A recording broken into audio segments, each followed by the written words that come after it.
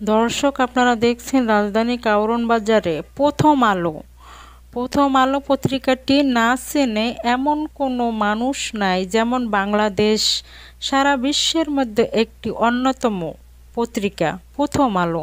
সেই প্রথম আলোর বিরুদ্ধে হেফাজতে ইসলাম, যারা মুসলিম, বাংলাদেশের মুসলমান, তারা বলছে যে তাদের বিরুদ্ধে নাকি জঙ্গি, তাদেরকে জঙ্গি বলে চিহ্নিত করা হচ্ছে। প্রথম আলো প্রথম আলো এই হুজুরদের বিরুদ্ধে, যারা মুসল্লি, হেফাজতে ইসলাম, এদের বিরুদ্ধে লেখালেখি করছে। এবং এই লেখার জন্য এই 21 তারিখ থেকে লাগাতার কর্মসূচি, আন্দোলন।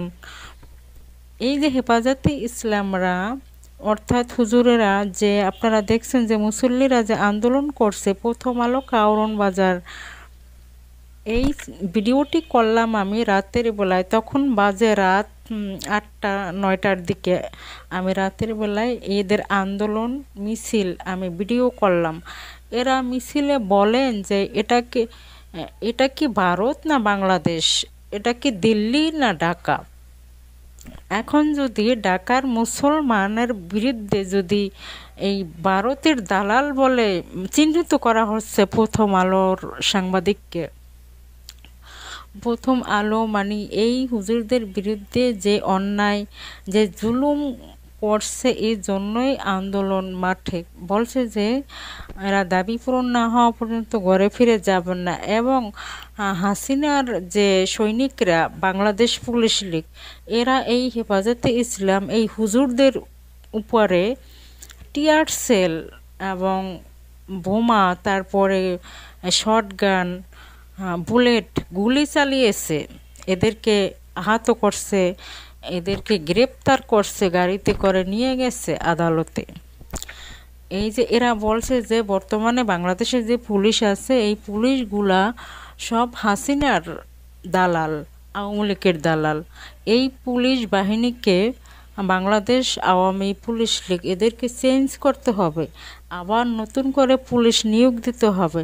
নাইলে হেফাজতে ইসলাম হুজুররা, এরা ন্যায়ের জন্য যে আন্দোলন করে, ন্যায় কথা বলে যে এটা কি ঢাকা না দিল্লি, তাইলে এদের উপরে হামলা পুলিশ কেন করলো? আবারও সেই কোটা আন্দোলনের মতো এদের উপরে টিয়ার সেল, ক্যাদো গ্যাস ছাড়লো এবং শটগান, এদেরকে ধরে নিয়ে গেল গাড়িতে করে।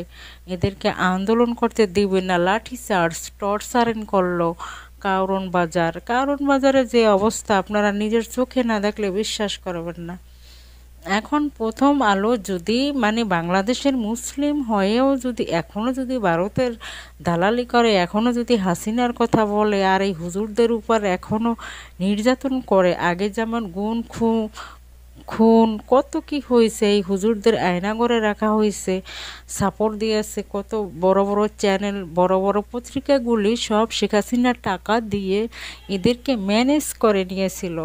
তাই শেখ হাসিনার পক্ষে সারা জীবন এইসব পত্রিকা এবং কিছু চ্যানেল আছে আজ এই শেখ হাসিনার পক্ষের কথা আজীবন লেখছে এবং বলছে। শুধু টাকায় বিক্রি হয়ে গেছিল, টাকা দিয়ে কিনে নিয়েছিল শেখ হাসিনা। এখনও সেই রকম মনে হয় যে ভারতে বইয়া উস্কানি দেয় শেখ হাসিনা।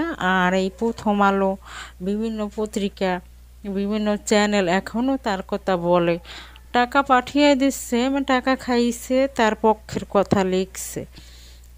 এদেরকে জঙ্গি বলা হচ্ছে, এই জন্য তারা খুব রাগান্বিত। এবং একটু মসজিদের ভিতর ঢুকে এদের উপরে হামলা করছে পুলিশে, এদেরকে লাঠিচার্জ, টর্চারিং এবং গ্যাস ছাড়ছে, এদের উপর গুলি চালিয়েছে, এদেরকে ধরে নিয়ে মানে আদালতে পাঠিয়েছে। আপনারা দেখেন যে কারওয়ান বাজারে 21 তারিখ থেকে লাগাতার মানে যে কর্মসূচি, যে আন্দোলন, মানে হুজুরেরা চাইছে, মুসলমানরা চাইছে যে প্রথম আলো বন্ধ করে দিব, এটি বন্ধ হয়ে যাবে। পারবে প্রথম আলো মানে বাংলাদেশের মধ্যে ১ নম্বরে আছে সবাই বলে। এখন কি এই পত্রিকাটি কি বন্ধ করা সম্ভব আপনারা মনে করেন? এই জন্য আরও আন্দোলন বেশি করে করছে, যাতে প্রথম আলো পত্রিকাটা বন্ধ করে দেওয়া হয়। এই কথাই বলছে হুজুরেরা ক্যামেরার সামনে। আপনারা দেখছেন মুসল্লিরা এখানে লাখ লাখ মানুষ রাস্তায় নেমেছে এবং আন্দোলন করছে।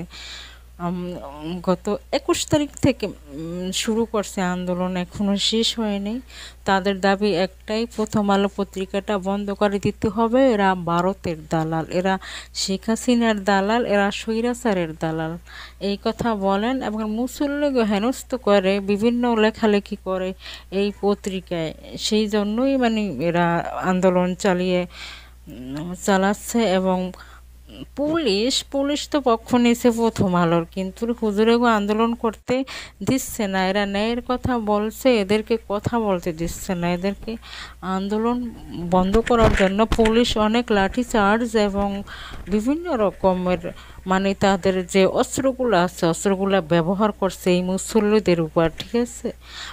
এই জন্যই মানে এদের দাবি একটাই, মানে এই পত্রিকাটা কিভাবে বন্ধ করা যায়, প্রথম আলোর চিহ্ন মানে এই দেশে যাতে আর না থাকে, এতটাই ক্ষিপ্ত এই পত্রিকাটার উপরে। তাইলে এরা কিভাবে লেখছে আপনারা চিন্তা করে দেখেন।